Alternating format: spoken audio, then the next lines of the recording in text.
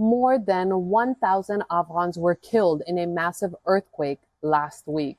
The country was simply not prepared for the disaster. It was also a big test for the new Taliban regime in Kabul. How did they respond to this tragedy?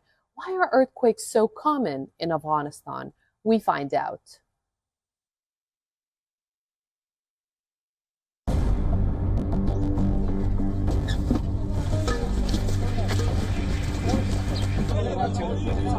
Mass graves in the middle of nowhere.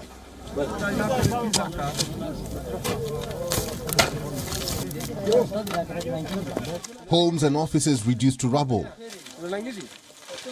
These are the scenes in Afghanistan's east, just days after a deadly earthquake ripped through the region. The tremors were the worst in decades, measuring 5.9 on the Richter scale. In the rugged east, life was already tough after the Taliban's conquest. The earthquake has made it a nightmare.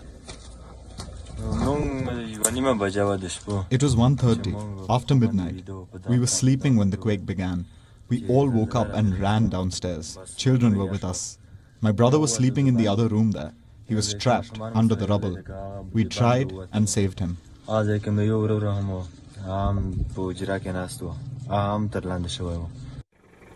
As the dust settled, the destruction was evident. More than 1,000 people killed, hundreds of houses destroyed, and possibly dozens of survivors buried under the rubble. All eyes were on the Taliban leaders. This was the first major disaster under their new rule. How would they respond? As time passed, we found the answer. The Taliban were woefully unprepared. When such a big incident happens in any country, there is a need for help from other countries. It is very difficult for us to be able to respond to this huge incident.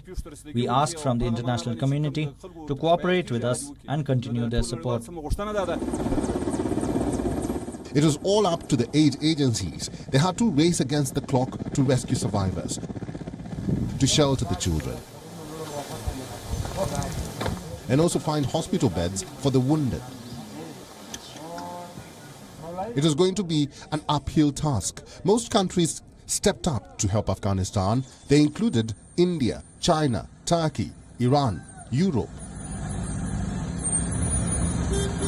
All of them send crucial emergency aid. But officials say it may not be enough. The scale of the disaster requires much more assistance. This aid is not sufficient. We request the international organizations to help us. If God willing, we will transparently distribute all the aid to needy people. Resources are simply not available, like helicopters to transport the injured, medicines for on-site treatment, or vehicles to reach the remote corners. Afghanistan's east is an unforgivable landscape. Traveling there during normal times is hard enough. After the earthquake, it's nearly impossible. The roads are poor, even in the best of time. And so having a humanitarian operation put in place is going to be immediately challenged by the lack of easy access to the area, to the region. And I think that's going to be probably one of the big challenges. This is not Afghanistan's first earthquake. This region, coast, has reported 50 tremors in the last 5 years. The reason? Its location. Afghanistan is located on the Alpine belt. It is the second most seismically active region in the Pacific Ring of Fire. The Alpine is almost 15,000 kilometers long. It runs from Eurasia to Afghanistan to the Himalayas, all the way into the Pacific. Also, the Earth's crust is more active below Afghanistan. This is where three important tectonic plates meet: the Arabian, the Indian, and the Eurasian tectonic plates. As a result, seismic activity is more than normal.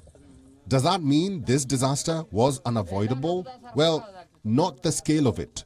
Afghanistan's infrastructure is decades behind the latest techniques. The buildings are still made of mud, sort of like sitting ducks when earthquakes hit. Years of war have made infrastructure development impossible, and from the looks of it, that will continue. Rebuilding from this earthquake will be hard for Afghanistan. The Taliban don't have money to invest, so once again, the global community will have to step in. But locals have flagged another problem with reconstruction. Wood is very expensive. Our houses are gone, destroyed. We are here in the market, but wood is either not available or costs thousands of Afghanis. We have small children and no roofs over our heads. The weather is bad. It's rainy and muddy. Flour is not available, and where it is available, a sack costs 6,000 to 7,000 Afghanis. Our houses are destroyed. It could be years before this region is rebuilt, but rebuilding it right is the big challenge, making sure that such disasters will not happen again. That involves making smart investments, roping in experts and aid agencies. But does the regime in Kabul have the will to do it, or indeed the skills? Only time will tell. South Asia Bureau, WION, World is One.